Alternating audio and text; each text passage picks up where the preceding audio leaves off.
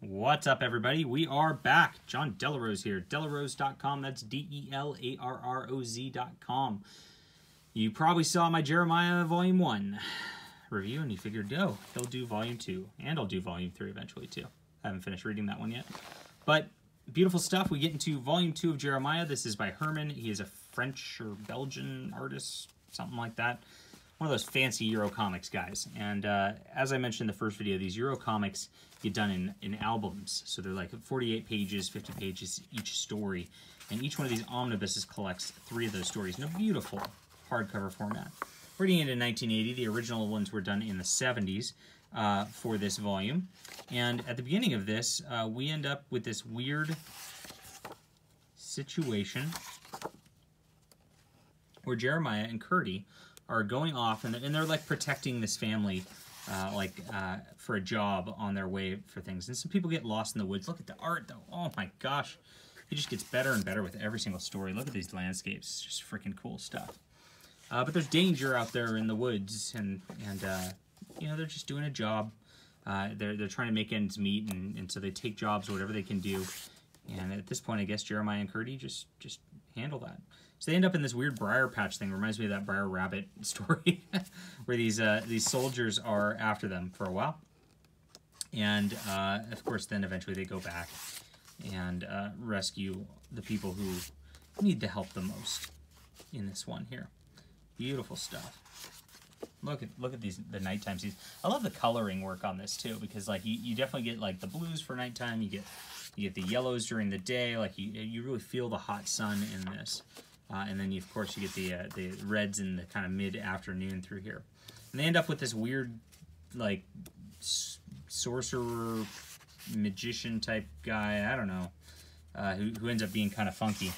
And he's kind of the cause of all the problems in this one. And that's where things get kind of weird through this. So Hermann has a storytelling style where he definitely likes to not necessarily explain everything to you. Not everything has to have a rational reason. So even though that guy became kind of weird, it's not magical necessarily, but it also isn't explained. And that's something that you don't really see in American comics. We always want the explanation. We want the origin story.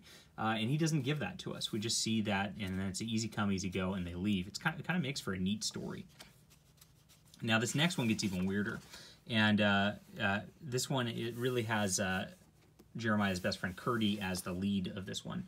They end up at this for a few issues at this place where there's like this old rail car. It's abandoned, and they're making a garden, stuff like that. This very beautiful lady comes up who Jeremiah kind of likes, and she stays with him. Curdy goes off on a mission, and it ends up there's this mad scientist who's like sucking the blood out of young people and giving it to old people. So that they can like be rejuvenated, and they end up much younger than they actually are. So you get a mad scientist, weird science fiction story out of this, which is a very different tone than you've seen in anything else so far. It's kind of jarring compared to the others. It's also my favorite story of Jeremiah's. I thought this was very fun. Now, to be fair, I've only read the 2 volumes and one part of the 3rd volume so far, but I enjoyed this a lot, and. Eventually Jeremiah goes and like helps try to rescue the dude. Just the funny Curdy, so he's reading a Playboy on his horse here. Look at this beautiful scenery. Gosh. And the gal that Jeremiah liked actually ends up being one of those adults, and she missed her serum, so she ages again and rides off in shame. And Jeremiah leaves. Very bizarre. The 3rd one is a cult, so he wanted to show like a weird cult thing, ritual, where everybody has to be in the cult, and otherwise they harass people. And you see their little cult ritual to start before we get Jeremiah and Curdy protecting people again. They're riding along on the family. Look at this, Curdy's shooting a deer. Very beautiful scene. The art's just so great. I just like, even if there wasn't a story, I'd maybe read the art book of this. So good. Look at the detail on the horses here. Just cool stuff. Horses are obscenely hard to draw. Artists really don't like to draw horses. Eventually, Jeremiah and Curdy end up having to deal with the cult and take down the leader on their way out of town here. So you get some cool stuff, and you get a interesting fight scene at the end of it. So good book. This is really nice. I like this a lot better than the first volume. Very excited to get to the third and get through that.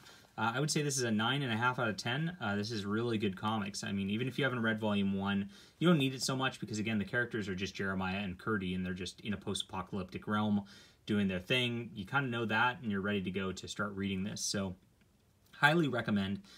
Pick this up. This is the type of stuff I want to promote and like get people aware of because people are woefully not paying attention to the cool stuff like this.